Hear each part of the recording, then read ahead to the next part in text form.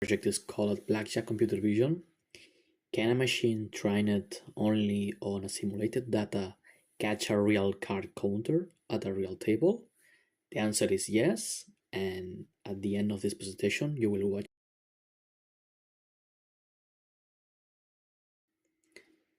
The system is a closed loop of 6 steps.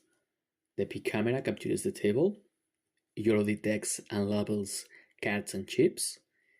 Training happened on Colab GPU, weights deployed back to the P, and in real time the system reads the table, applies blackjack logic to compute hands totals and the true count, and the AI pit boss estimates whether the betting pattern looks like counting or not.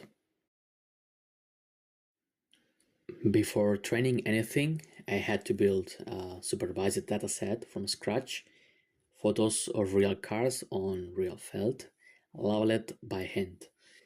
Final production dataset is 1560 card photos across 13 classes and 300 chips photos across 5 denominations. Balancing classes mattered. If ICE had 300 photos and 8 had 50, the model will be biased towards the ace. Getting it right took 3 attempts and about 4,000 discarded photos. First, annotating the full card, the model learned the specific deck, filed on others. Second, corner rank only, right idea, but the deck had tiny 22 times 31 pixels numbers. The model confused 5 and 8. And to fix, I buy a new deck with larger corners. The lesson was that sometimes the problem is not the algorithm, it's the physical signal is just too small for the sensors. Training used YOLO version 8 with Coco transfer learning, the decision that made the project feasible. Instead of thousands of photos per class, around 100 is enough because the backbone already knows how to detect edges and shapes. 2 separate models, YOLO version 8 large for cards, tiny confusable corners rank, and YOLO version 8 small is for chips with large colored discs is easy, both with EMA pay 0.995 with recall of 1 on the validation set. The recall was the most important thing, even more than precision, why we cannot left any card without detecting on the table. 6 steps running continuously on the Raspberry Pi. The camera captures at 1280 times 7020. A motion detector only fires YOLO when the scene has been stable for 0.5 seconds. Otherwise, the Raspberry Pi it overheats a little bit. YOLO returns bounding boxes, and zone logic assigns each to the dealer, the player, or the bit area down. You can see in the screen. Game instead computes hand totals and true count. AI Pit boss updates the P counter and logs every hand as structured data. Between the vision layer and the machine learning layer, there is a math layer that gives meaning to what the camera sees. The basic strategy engine is an optimal action for every hand and dealer up card combination. It's not a machine learning, it's just pure dynamic programming. The high-low count works like +1 to low cards, -1 to high cards, and then divide the running count by decks remaining equals true count. A high true count means that the remaining deck is rich in tens and aces, which is good for us. The AI Pit Boss is a random forest classifier trained on 5,000 simulated one-handed hand sessions, balanced 50-50. It doesn't learn whether you win or lose, or how big your bets are. It learns whether bet size correlates with the true count. It's the signal that separates a systematic counter from a casual player who bets on good feeling. A casual player can also vary the bet, but not in synchrony with the count. That difference is the fingerprint.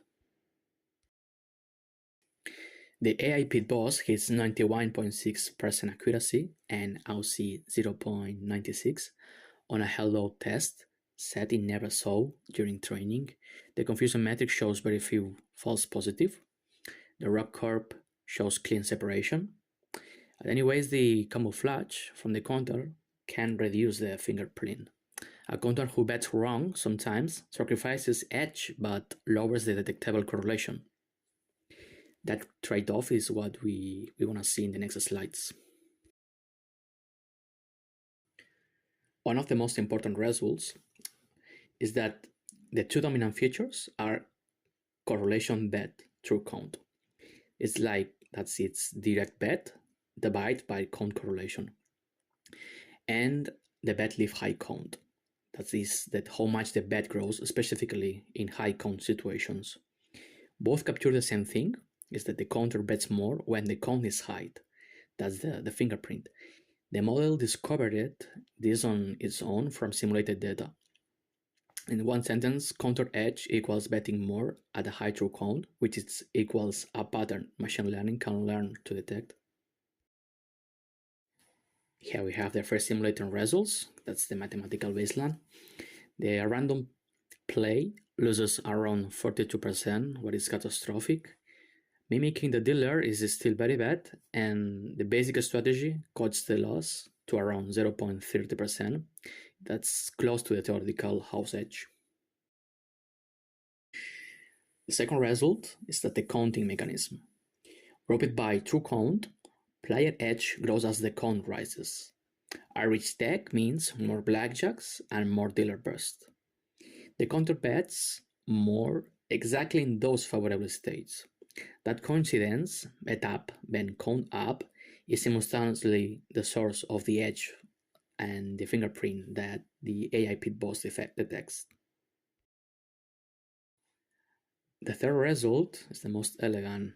As the counter adds noise to bets to look less systematic, the bet count relationship drops.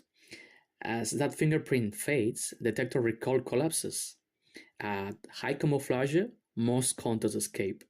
But there is a fundamental trade-off, is that the correlation they erase is the same one that produces the edge.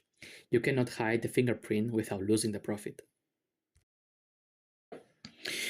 For result, the Pareto map, every strategy in the EV is the expected value versus detection space. The ideal is high EV and low detection. The R2 strategy is found by a genetic algorithm after 5 rounds of coevolution achieves positive EV with only 6% detection. It strictly dominates the classic high-low counter and on both axes simultaneously. Only two Pareto optimal strategies exist: the honest player, undetectable but losing, and R2. And no human designed R2, a 6-parameter evolutionary search found it. That was an experiment that I made, and I was playing randomly the first 29 hands, and I was looking the true count, and I saw that it was really high, and I tried to bet the double and after the triple, and instantly the AI agent got me. And here the contrast, a second real player, Juan Alvaro, varied bets up to 5 times and the minimum, but not in synchrony with the count. When Alvaro lost 850 euros, and that the session, the detector did not move. So basically, it doesn't not care whether you win or lose or how much you bet. It only measures whether your bet tracks the count. And finally, you can see the system in action. This video shows 2 hands with strong bets and a high true count. And the vigilant flags the pattern and I get expelled. Thank you.